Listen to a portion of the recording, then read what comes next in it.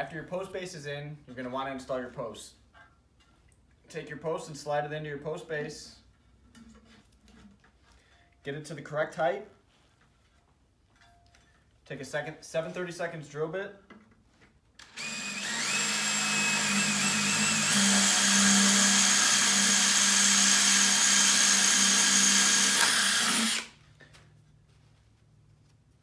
And then run in a provided tech screw.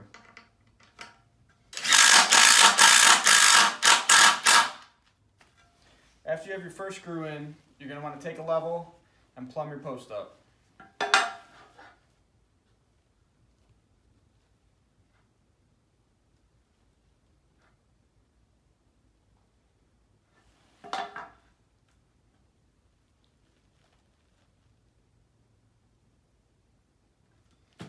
Once your post is plumb, you can run in the rest of your